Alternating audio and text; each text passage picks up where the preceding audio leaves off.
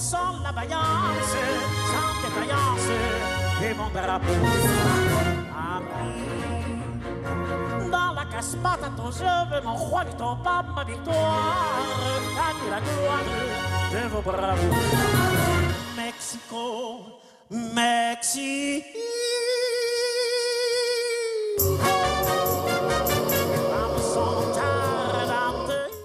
Je chantais avec Pascal Sevran, on a travaillé pas mal ensemble, et puis il me dit, tu sais, tu devrais faire un spectacle sur Luis Mariano, parce que Luis Mariano, c'est un petit peu particulier. Luis Mariano, bon, n'était pas ténor, par rapport à tout ce qu'on peut imaginer, c'était un ténor léger.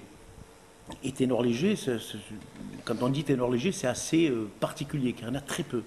Il y en a 12 répertoriés dans le monde. Les ténors légers, on utilise des voix de tête, c'est pas la puissance d'un Pavarotti ou d'un Alagna, hein, ça n'a rien à voir. Et la Providence a fait que je suis ténor léger. Et Sevran l'a entendu, il me dit, tu sais, il faut absolument faire un spectacle sur Mariano. Donc c'est parti, cette aventure a commencé il y a, oui, 10-12 ans, sur l'idée de Pascal Sevran. Donc, eh bien, et puis ça a très bien marché. Le public a adhéré. Donc on a monté des chorégraphies, on a pris des chorégraphes, monté de la mise en scène, des costumes. Donc on a fait ce spectacle sur Luis Mariano qui aujourd'hui est un spectacle complètement différent parce qu'il a quand même du vécu, on va dire.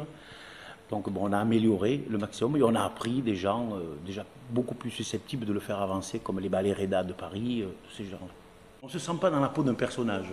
Je veux dire, Mariano était, bon, déjà il avait un talent, on ne peut pas le remplacer. Ma voix c'est la mienne, Mariano a la sienne. On a une voix, on l'a, et on n'essaie pas d'imiter. Mais par contre, on essaie de faire le maximum pour que ce soit du mieux possible. Quels sont les extraits du répertoire que vous avez choisis? On reprend pratiquement presque toutes les opérettes de Luis Mariano, avec un morceau de chaque opérette pratiquement. C'est-à-dire que ce qu'on a voulu, c'est pas faire une seule opérette.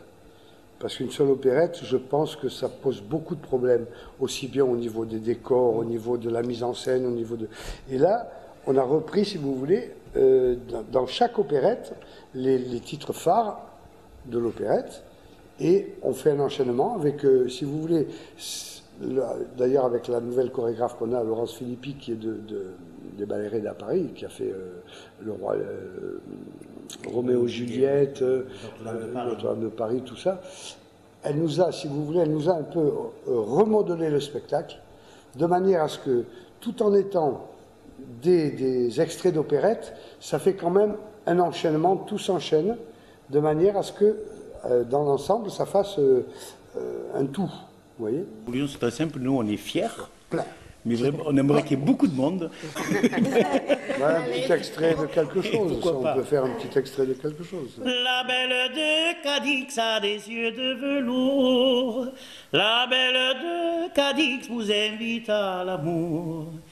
Les cabareros sont là, si dans la posada on apprend qu'elle danse. Et pour ces jolis yeux noirs, les hidalgos le soir viennent tenter la chance.